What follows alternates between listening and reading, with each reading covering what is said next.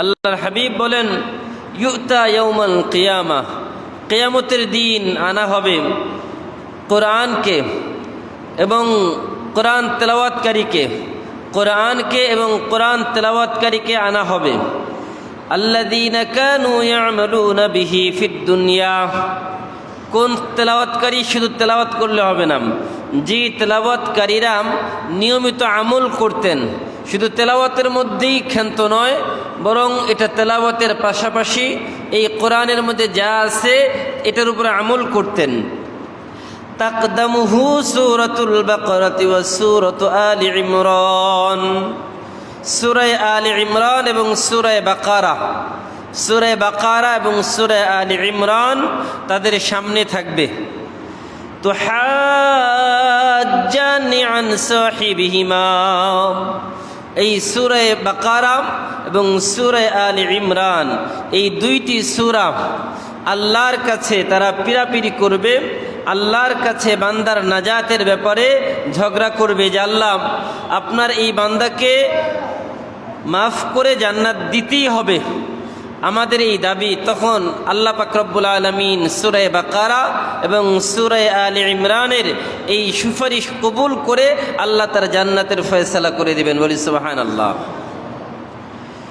আল্লাহ রাসূল সাল্লাল্লাহু আলাইহি ওয়াসাল্লাম বলেন, দুনিয়াতে সর্বশ্রেষ্ঠ মানুষ কারা, দুনিয়াতে সব থেকে উৎকৃষ্ট মানুষ কারা, সর্বশ্রেষ্ঠ মানুষের ব্যাপারে আল্লাহ রাসূল সাল্লাল্লাহু আলাইহি ওয়াসাল্লাম বলেন, খায়রুকুম মান তাআল্লামাল কুরআনা ওয়া আল্লামা।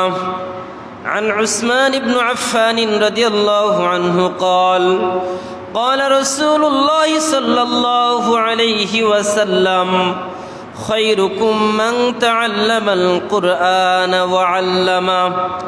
হযরত উসমান ইবনে আফফান রাদিয়াল্লাহু তাআলা আনহু থেকে বর্ণিত, তিনি বলেন রাসূল সাল্লাল্লাহু আলাইহি ওয়াসাল্লাম ইরশাদ করেন যে তোমাদের মধ্যে সর্বোত্তম সর্বশ্রেষ্ঠ ওই ব্যক্তি যে নিজে কোরআন তেলাওয়াত করে এবং অন্যকে কোরআন শিক্ষা দেয়, যে নিজে কোরআন পড়ে এবং অন্যকে পড়ায়, যে নিজে কোরআন শিখে এবং অন্যকে শিখায়, ওই ব্যক্তি সর্বশ্রেষ্ঠ। আল্লাহ রাসূল সাল্লাল্লাহু আলাইহি ওয়াসাল্লাম বলেন, এই তেলাওয়াতকারী আবার দুই প্রকার। কিছু তেলাওয়াতকারী আছে যারা নির্দ্বিধায় কষ্ট ছাড়াই পড়তে পারেন, আবার কিছু তেলাওয়াতকারী আছে যারা পড়তে গেলে জবানে আটকে যায়, পড়তে পারে না, কষ্ট হয়, আবার কষ্ট করে আবার পড়ে, পড়তে যায় আবার কষ্ট হয়, আবার কষ্ট করে তেলাওয়াত করে।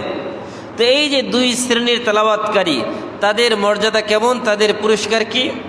عن عائشة رضي الله عنها قالت قال رسول الله صلى الله عليه وسلم, হযরত আয়েশা রাদিয়াল্লাহু তাআলা আনহা থেকে বর্ণিত, তিনি বলেন রাসূল সাল্লাল্লাহু আলাইহি ওয়াসাল্লাম ইরশাদ করেন, আল্লাযী ইয়াকরাউল কুরআন ওয়া